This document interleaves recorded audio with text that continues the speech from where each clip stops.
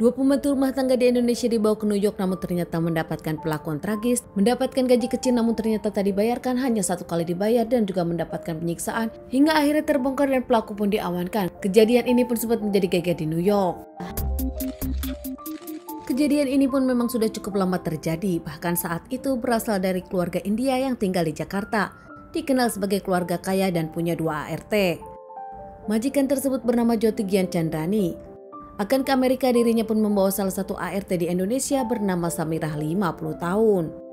Saat itu langsung Nyonya Jyoti pun mengurus visa dan juga paspor milik Samirah. Saat itu paspor dipegang oleh Nyonya Jyoti di awal dari mereka pergi ke Amerika. Samirah sendiri mendapatkan visa B1. Samirah adalah pembantu rumah tangga yang menemani majikannya akan berobat ke New York. Nyonya Jyoti dengan Samirah pun akhirnya terbang dan sampai usai menjalani beberapa kali transit. Di New York sendiri nampaknya tujuannya adalah bagian Long Island di salah satu rumah keluarga Sabrani. Keluarga Sabani sendiri adalah ternyata anak dari Nyonya Jyoti. Saat itu Mahendra Sabani dengan Parsha Sarbani tinggal dengan 4 orang anak remaja dan juga dewasa.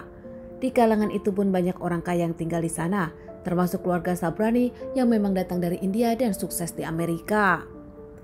Parsha Sabani sendiri adalah istrinya, lahir di Jakarta, sejak kecil dirinya punya ART di Jakarta, hingga saat memutuskan pindah ke Amerika cukup kewalahan.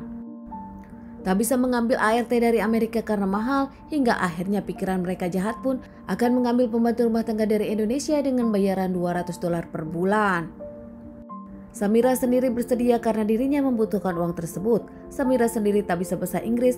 Saat ditawari gaji $200 per bulan dan akan dikirim ke kampung, Samirah pun bahagia. Samirah yang berasal dari Jawa Barat pun karena berpendidikan rendah tak berharap banyak. Dirinya hanya ingin kehidupan yang lebih layak untuk keluarganya. Saat sesampainya di New York, password dari Samirah yang dipegang Jyoti pun diberikan kepada Pasha dan diamankan oleh Pasha. Di rumah besar keluarga Sabani sendiri ada 7 kamar dan 1 kantor. Dibersihkan Samirah tanpa mengeluh.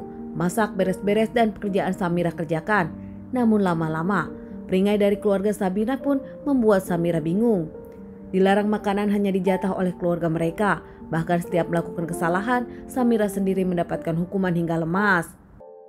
Samirah sendiri tak mendapatkan kamar. Dirinya hanya tidur di lemek depan kamar anak-anak. Namun belakangan dirinya dipindahkan ke dapur dengan tetap beralaskan lemek. Kehidupan Samirah sendiri nampaknya tak bisa dibayangkan. Tak punya baju bagus hingga dirinya memakai baju lusuh dan usang tiap harinya. Hingga pernah ada suatu hari tukang listrik melihat Samirah dengan kondisi seperti itu, kondisi mengkhawatirkan. Namun karena Samirah sendiri tak bisa berbahasa Inggris, orang tersebut pun bingung. Samirah mendapatkan pukulan hingga mendapatkan siraman air panas saat dirinya melakukan kesalahan. Salah satunya saat dirinya haus meminum susu tanpa izin. Parsha sendiri bahkan mengancam Samirah akan menghabisi keluarga Samirah apabila kabur, bahkan akan menceritakan kepada keluarga Samirah kalau Samirah di Amerika sudah gila dan tak bisa pulang ke Indonesia. Ancaman-ancaman dari Parsha itu membuat Samirah nampak tak bisa melakukan apa-apa dan ketakutan. Suami dari Parsha sendiri nampak tak pernah melihat Parsha menganiaya sang pembantu. Namun nampaknya bekas-bekas selalu terlihat dan dirinya tak peduli, tak pernah menanyakan apapun. Anak-anak dari Parsha pun tahu sang ibu kerap menganiaya, bahkan anak-anak pun kerap menertawakannya. Tak lama saat kondisi Samirah nampak mengkhawatirkan dan tak bisa bekerja banyak. Tak lama saat Samirah kerap lewas dan tak bisa mengerjakan banyak pekerjaan, Parsha pun membawa satu lagi pembantu bernama Enung berasal dari Jawa Barat juga yang dibawa oleh sang kakak ke Amerika. Sama dengan Samirah, Enung sendiri kerap mendapatkan hukuman dan pukulan hingga dirinya penuh cairan merah. Parsha nampaknya senang dan menikmati saat melakukan kejahatan itu kepada Enung dan Samirah. Keluarga dari Parsha sendiri sempat berliburan musim panas keluar dari Amerika saat itu 2 bulan. Namun nampaknya 2 ART tersebut tak berani melakukan kabur karena ternyata mendapatkan ancaman dari Parsha. Kedua orang itu sempat kelaparan dan minta tolong kepada Anthony, tukang kebun keluarga mereka. Saat itu Anthony pun memberi makanan namun tak bisa membantu lebih.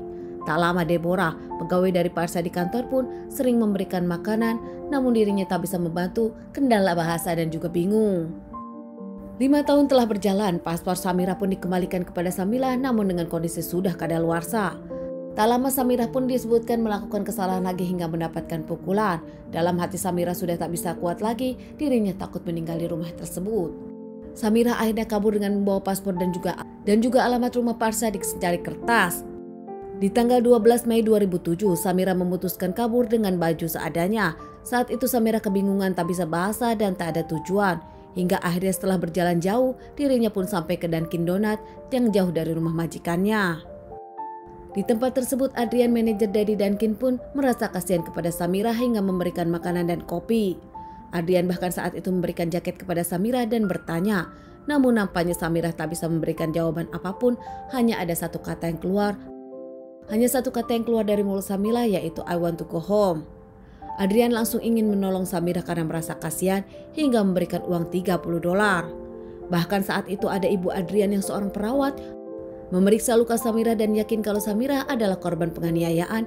Tak lama pihak kepolisian pun datang memoto dan membawa Samira ke rumah sakit untuk diobati. Polisi pun langsung memeriksa paspor Samira dan tak lama Pasha Sabani pun didatangi pihak yang berwajib. Saat itu Enung pun disembunyikan. Masuk rumah tersebut menggeledahnya, akhirnya menemukan Enung disembunyikan di bawah tangga. Pihak dari kepolisian pun tak lama akhirnya mengamankan